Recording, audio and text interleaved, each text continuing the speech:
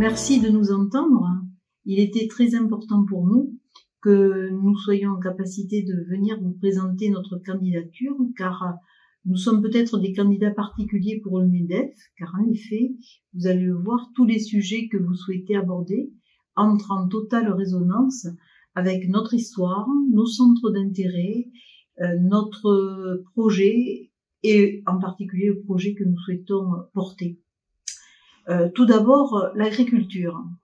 Alors c'est un sujet qui me tient tout particulièrement à cœur, car j'ai été élevée dans une famille d'agriculteurs modestes de Viellore. J'ai de fait bien conscience des difficultés rencontrées par ce secteur essentiel de notre économie et de la nécessité de l'accompagner pour réussir sa transition. Dans les Hautes-Pyrénées, j'identifie 3 zones. La zone de plaine, qui est une zone de grande culture, une zone plutôt céréalière et qui rencontre une problématique d'importance au niveau des exploitations, c'est la problématique de l'eau. La zone des coteaux, avec une nécessité de reclassement, et enfin la zone de montagne, avec le pastoralisme. Il nous paraît important de pouvoir accompagner nos agriculteurs dans cette transition au niveau de leur production et de les amener à travailler en étroite collaboration avec les massifs qui sont les réservoirs d'eau pour améliorer l'utilisation de l'eau et pour, bien entendu, éviter les conflits d'usage.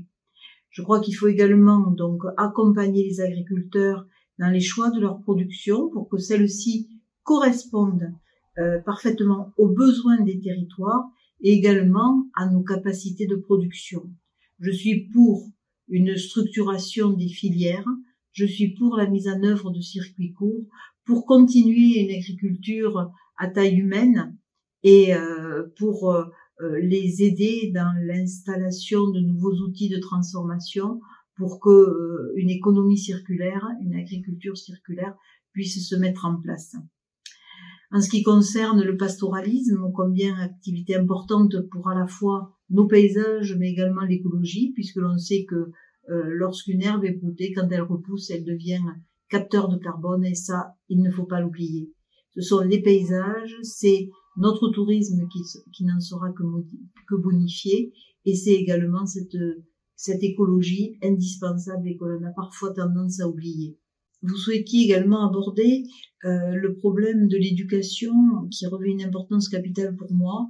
Je suis un pur produit de l'école de la République, la classe unique de l'école communale de Viellore, puis ensuite le collège d'Arreau, le lycée de la Lannemezan et enfin une école de commerce.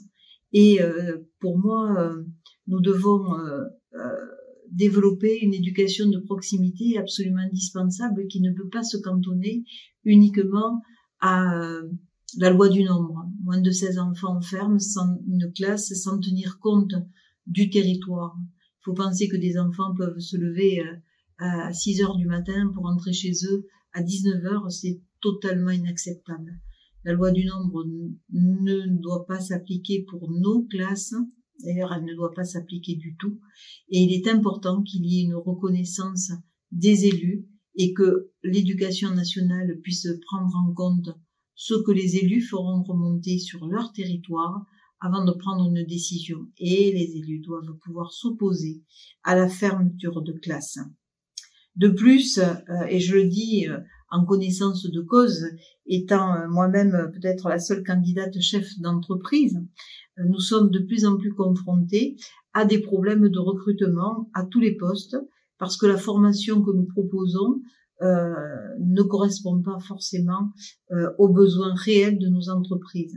Et nous devons organiser une concertation entre les entreprises, le pôle universitaire, les lycées qui peuvent développer une branche universitaire pour que nous ayons enfin des formations qui correspondent à nos attentes. Et il n'est pas admissible que nous ne parvenions plus à trouver un comptable ou une secrétaire de mairie sur notre département. En effet, vous souhaitez aborder le dynamisme territorial et en particulier le tourisme. Et c'est là encore un thème qui est au cœur de mon identité. J'ai été directrice salariée d'une entreprise très innovante en matière de tourisme au début des années 80, puisque le chef d'entreprise était un professeur d'économie qui souhaitait mettre les pratiques de pierre et vacances en œuvre sur notre territoire. Donc il avait à la fois développé de façon intégrée la promotion, la gestion locative et le syndic. Bon, élu concomitamment en 1995, pour des raisons d'éthique, j'ai démissionné de ce poste de salarié. Je n'acceptais pas de pouvoir délivrer un permis de construire à une entreprise dans laquelle j'étais salariée. Et l'année suivante, j'ai créé ma propre entreprise, qui est aujourd'hui une entreprise de 10 salariés, une agence immobilière, installée sur Saint-Lary. Le développement et la requalification de logements pour que ceux-ci soient adaptés aux souhaits des touristes était la première problématique que j'ai traitée.